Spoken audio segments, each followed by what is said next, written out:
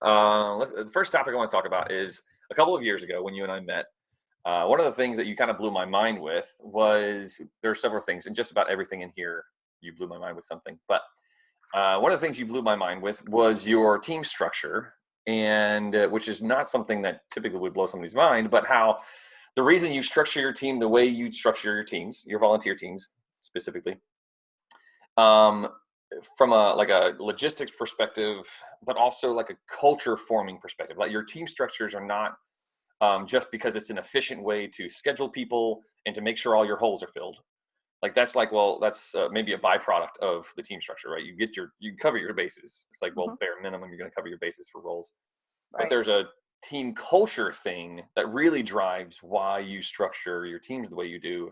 And I'm bearing the lead a little bit, but I want to be clear that like your team structure format is unique because it's a culture focus, not because it's an efficiency of ministry focus. Right.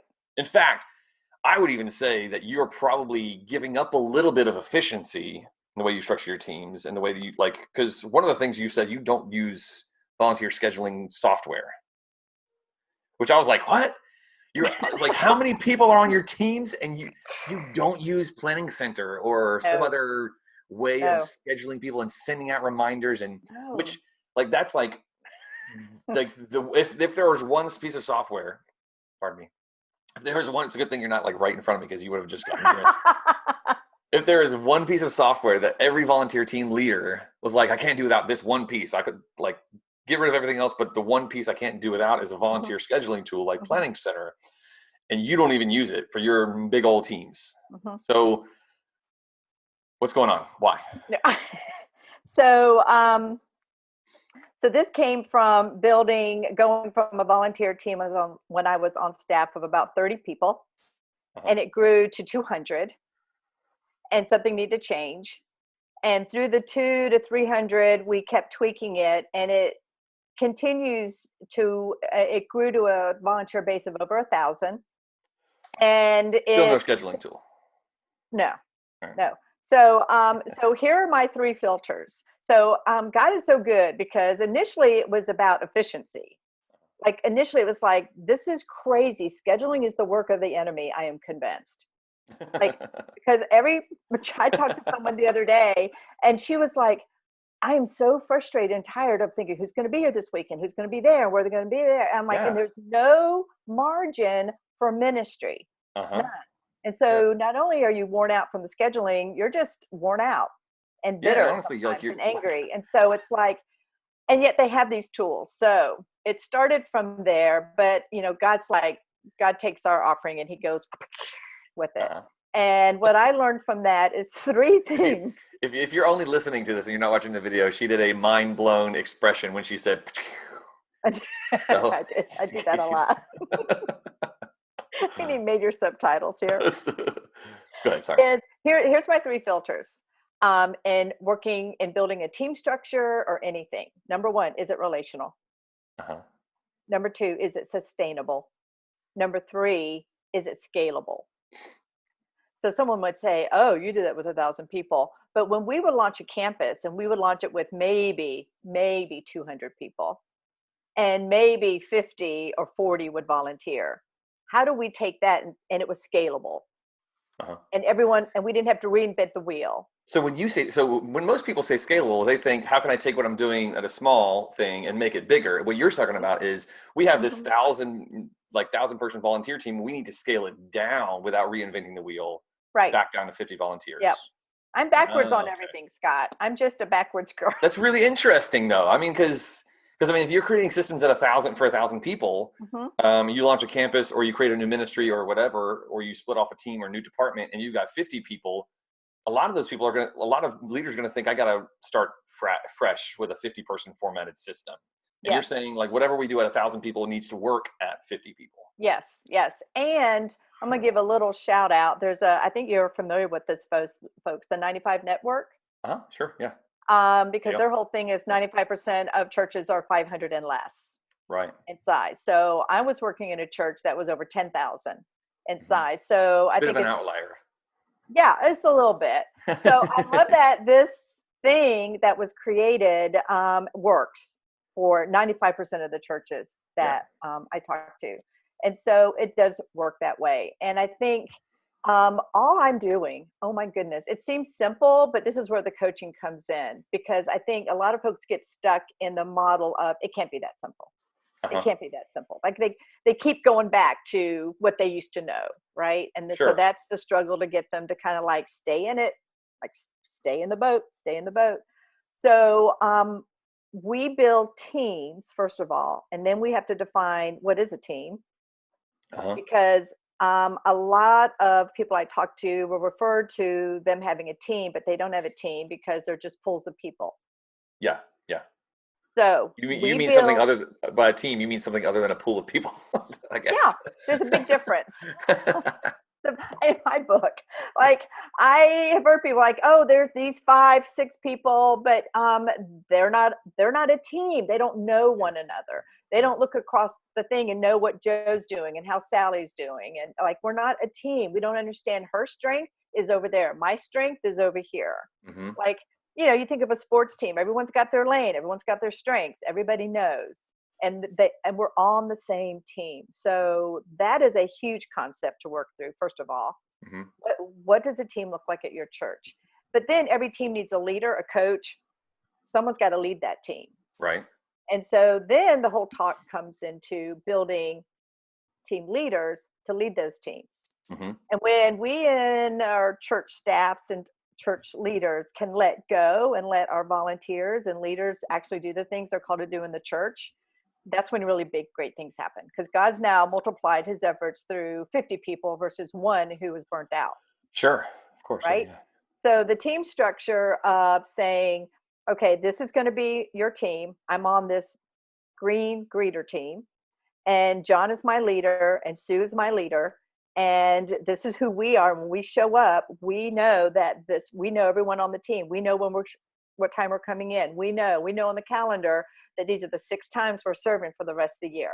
Mhm. No one has to schedule me. No one has to. Now, my leader will be checking up with me, but the staff person has picked the right leader.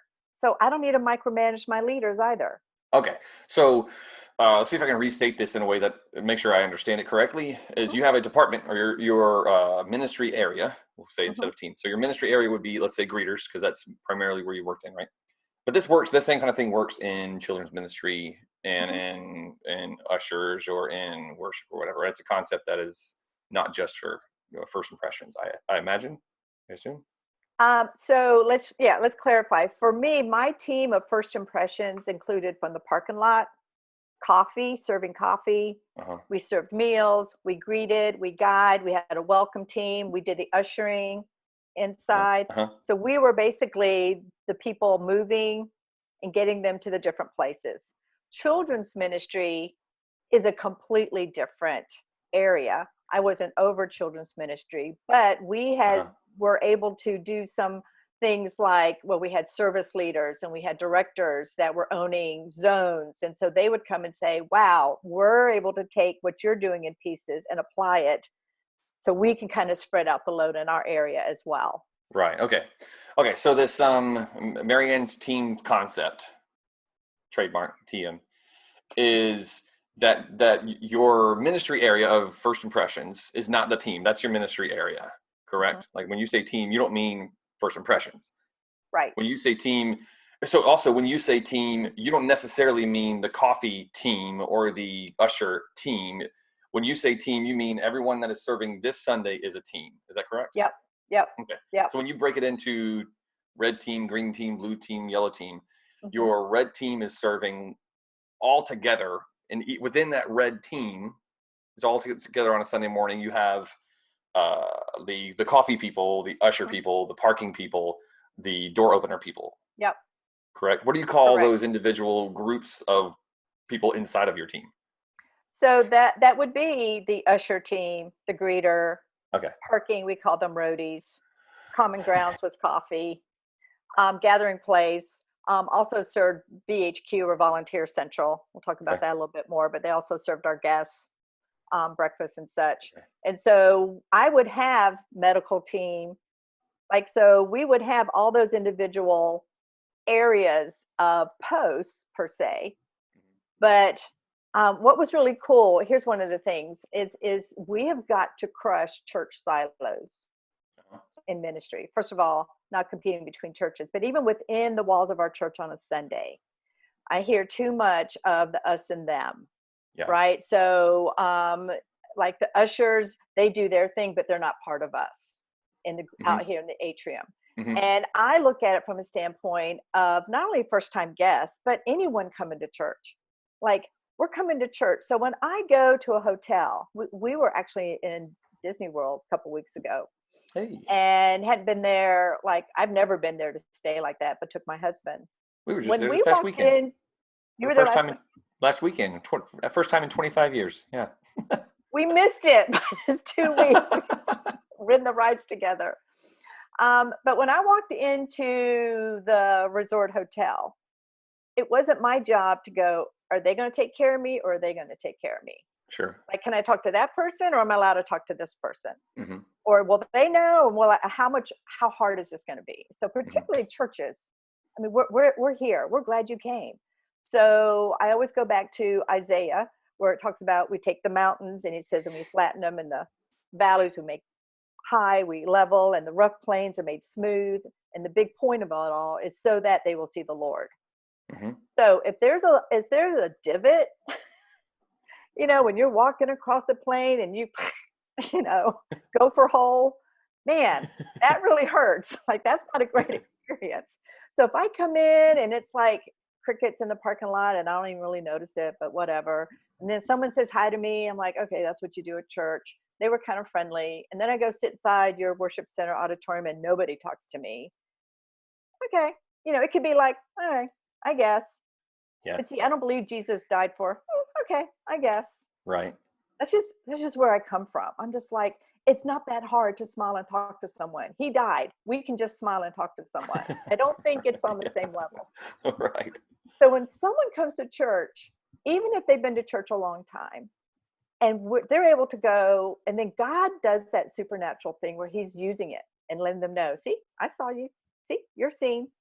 Oh, it's a good thing you came today. You almost didn't come today. Look at that.